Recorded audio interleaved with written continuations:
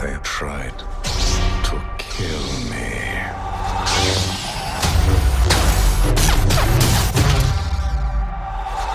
They failed.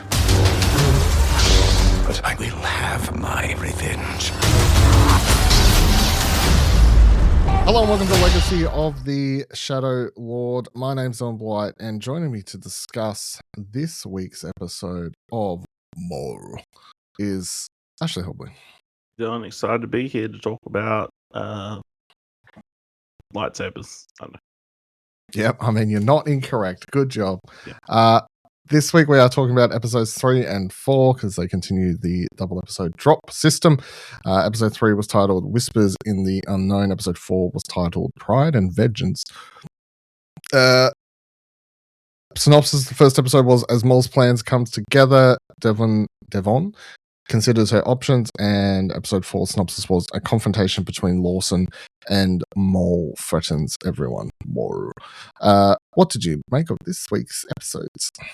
Yeah, pretty good. Like, clearly progressing the story forward. We get to see Maul show off what he can do. We get. I was surprised that Devon gets back to her master so quickly. I think I was expecting maybe a little bit more of a arc of her being under Maul's capture. You know. Him tempting her more to the dark side as things play out. So, because I don't know.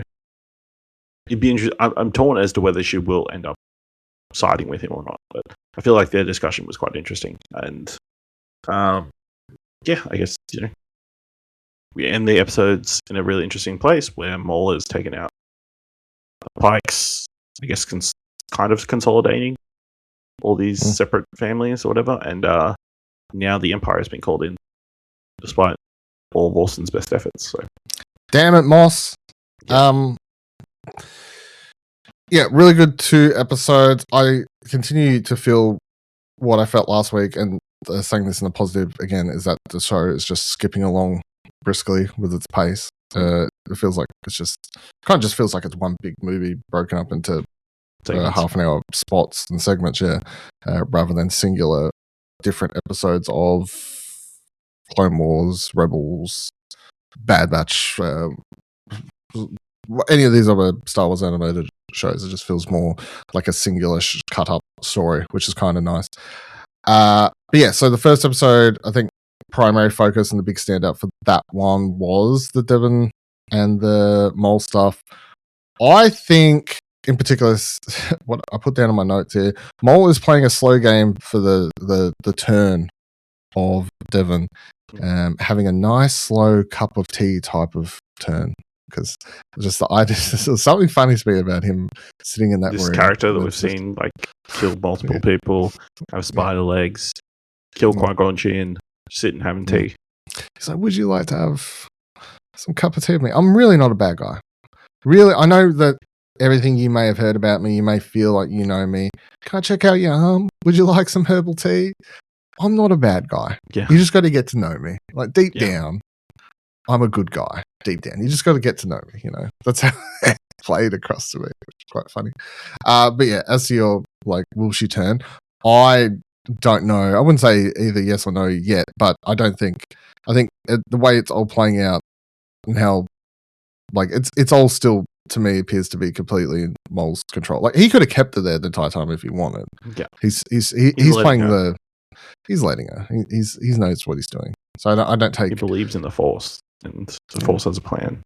Yeah, the Force is Bruce runs through me. The Force is one with me. Yeah. So especially the teasing we get in that room, obviously with her, she steals. He lets her take the lightsaber. It's why it was sitting there, so evidently next to the tea and everything else.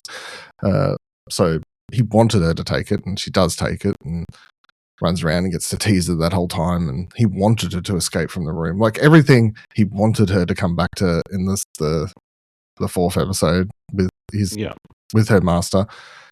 Everything is just, I think, playing out exactly the way he's wanted to. He also could have killed. I truly believe he's playing with them in the fight in the second episode, to the point that like there's that one part where what's his name? I wrote it down here. Master Daki, where he gets that one shot on Maul's knee, like not a lightsaber shot, but manages to kick him in the knee. That they make sure Maul was sort of annoyed by that.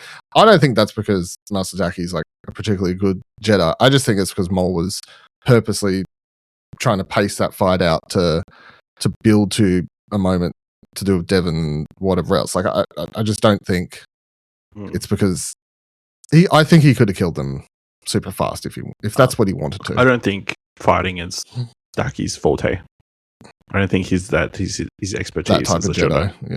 Yeah. More of a scholar, probably. Or Jedi, like he's a lover, not a fighter. Yeah, he's a philosopher. Yeah, is that he definitely comes across that way. So yeah. So everything that happens with them, I found quite interesting. I mean, I think Master Daki is a bit of an idiot, typical Jedi idiot, in that he thinks he can go take down Maul at all.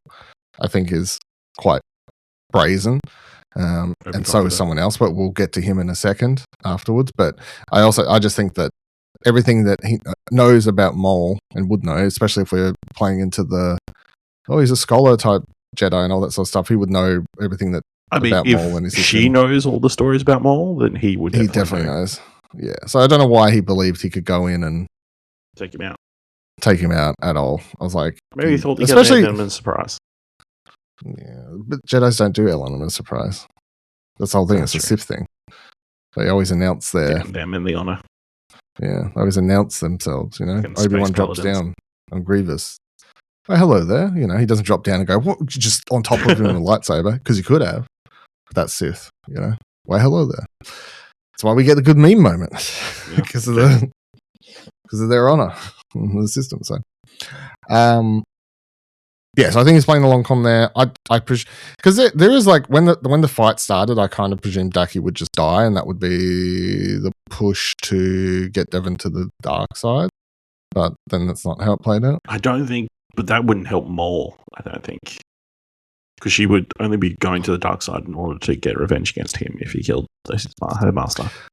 I mean, yes and no. We've seen this sort of thing play out with Anakin most prominently, of course, where once you give into that to your side of your emotions, you can be easily manipulated. So,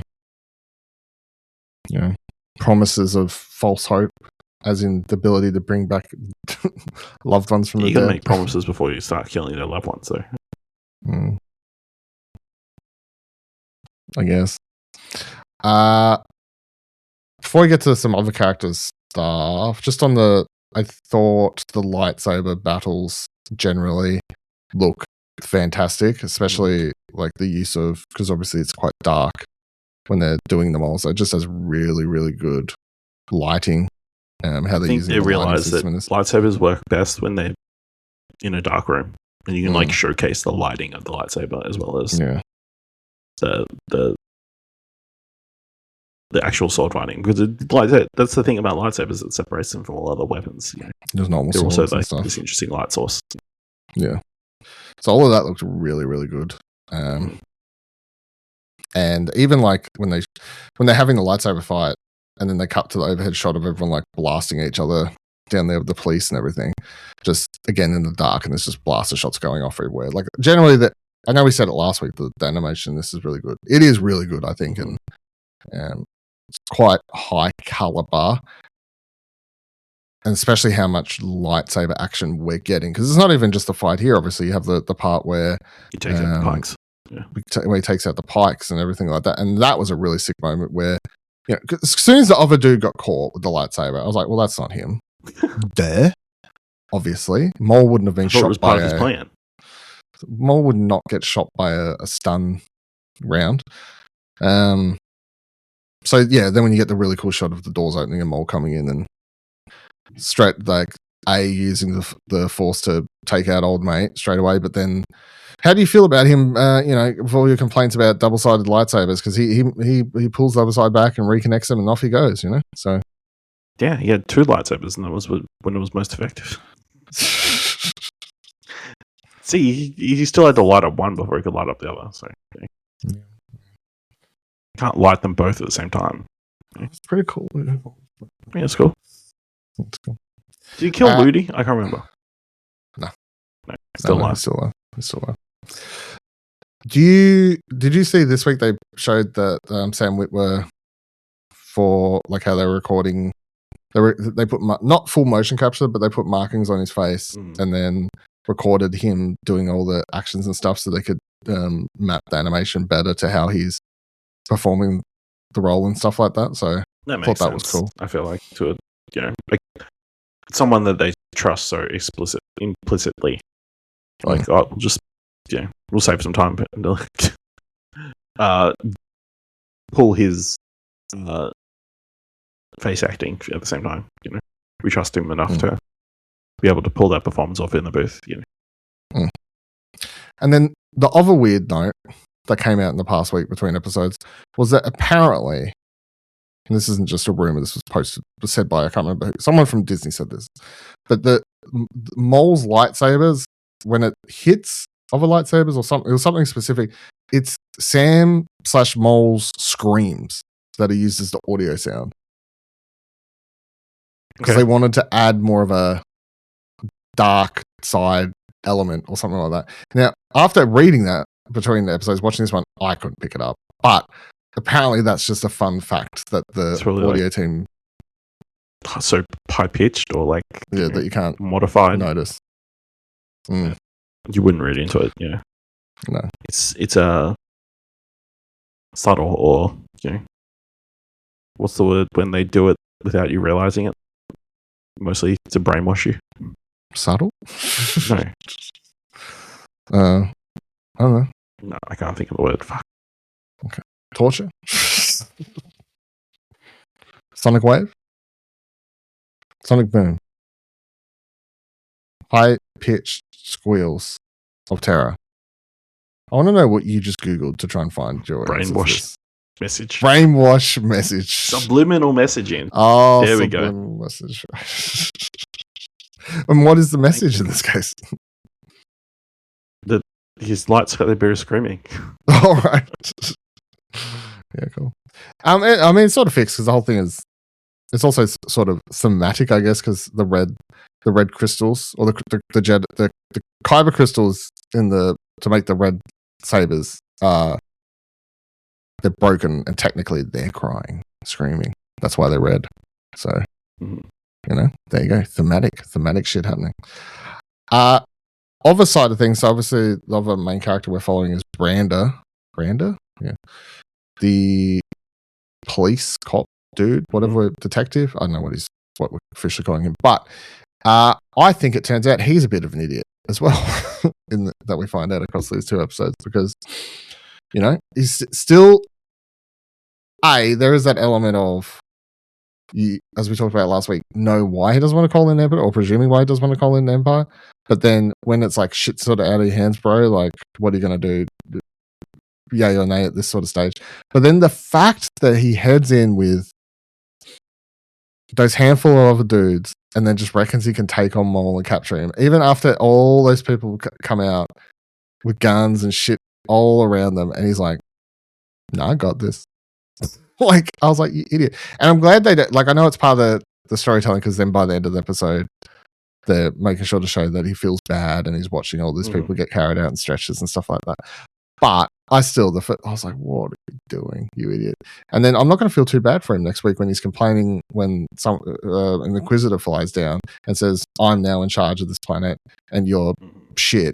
And the Empire starts treading on his head a bit and trying to take over control of stuff.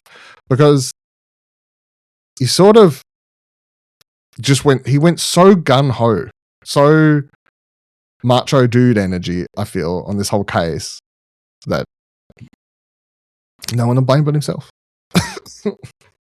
Well, I don't know if I believe that fully. Like, clearly he didn't know who Maul was leading up to going until he got told by his informant last week. So I don't know that he knew how much of a threat he actually was. And then it's made very clear that they really don't want to get the Empire involved. even his superiors, like, we need to shut Two Boots down because he is really wanting to get the Empire involved, and I'm on board not getting them involved. But you need to fix this quick. So I think there is a large sentiment of the Empire is kind of going to fuck up this planet. You know? Yeah. Well, here's. I mean, they kind of imply that it's like the reason he doesn't want to call the Empire is because his wife's working for the Empire. Ex-wife's working for the Empire. Wife or ex-wife, I don't know what the situation is. What the situation is, but yeah, I mean, in the end, it's a bad call. Yeah, and I think there is an element, as we've seen in Star Wars history across multiple stories and shows and whatever else. Once the Empire shows up on your planet during this period of Star Wars history, doesn't end well. They don't leave. Well, they don't leave. So that's the other thing I think of why they didn't want them there. Because now that they're there, they're going to come in now. Next episode, some Inquisitors going to fly down. I can't remember which one it is. It's one that we're already aware of. But Inquisitors going to come down. They're going to be like, I'm in charge now. And they get to pull the like made up law cards, which is they're going to pull the you're doing such a shit job that we have to take over. And he can't argue against it because they haven't been able to deal with Maul. So the Empire is now just going to be there forever. They're just going to take over and rule that planet with 9 fists, like they do with any other planet that they've shown up to in Star Wars history. So rest in peace. And I'll say that Star Destroyer coming in at that final shot, very cool. And the music kicking in. This show has really good music, by the way. Side note, like the title intro music every time that Maul gets into a fight, like very dark, very like, I don't know, electric rock sort of vibes going for it. But yeah, and then when the Star Destroyer flies over, music kicks in, just coming over, looming over the planet. Good shit. Loved it. Who's the Inquisitor? Since I can tell you Google. First brother? First brother. Who apparently is Click in on the Ahsoka show. That's it. Ahsoka show. She kills him, I think. Yeah. I could be wrong. It's crazy because do you know what kind of lightsaber he carries? The double-sided one? Yeah. Like they all do? Oh, yeah, that's true. They all have the helicopter. Yeah, that's true. You gotta remember, they all have these damn things. That's why when Maul showed up in Rebels, I had to deal with him then.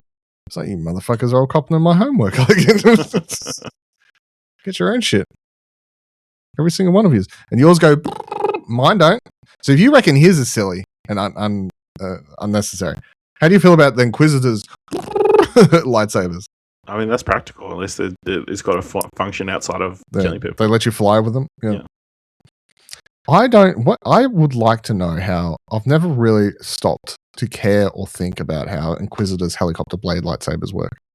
Or how they propel them. It's like I guess it doesn't matter because they can just be like, the energy within the kyber crystals spinning at such a velocity creates enough to glide with. Sure. Okay, sure. Who might argue? Magic. It's fucking made up sci-fi nonsense. Yeah. Fancy nonsense. Sure. Anything else you can think of from this episode of note that didn't really touch on? I mean, is Brander a bad dad? Yep. Believe in his kids.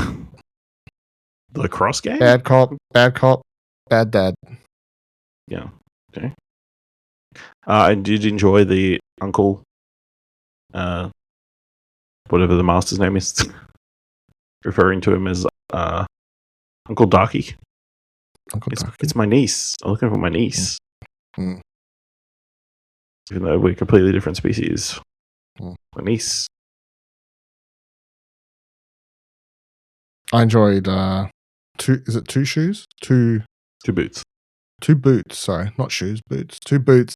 Just giving the little I gotcha at the end right before the Empire shows up of her brand is like, I'm sorry, I hope you'll forgive me for shutting me down. And then 2 boots is it's all right. I accept your apology and I hope you'll forgive me for what I've done. Just Yeah. seems so like And then just the way everybody's signals just kind of went off before. Yeah, straight away. Yeah. So that was quite good, I thought. Very good. All right, that's all. Do it for this week's episode of Legacy of the Shadow Lord here on Holocron Entries podcast feed, Explosion Network Star Wars show. Of course, you can head over to explosionnetwork.com/support to find a way to support the podcast and the website. And if you'd like to let us know what you thought of the show, you can do that by heading over to explosionnetwork.com/follow, which takes you to all of our social media links. We'll be back next week to talk about episodes 5 and 6, where we're getting some Inquisitors, or at least an Inquisitor. Yep. That we're aware of, but they usually come in more than one. Anyway, there is we'll find out a next. second Inquisitor listed. Okay, cool. Because I was going to say they usually come in tandem. So, some Inquisitors next week. We'll be talking about them. So come back then. Thank you.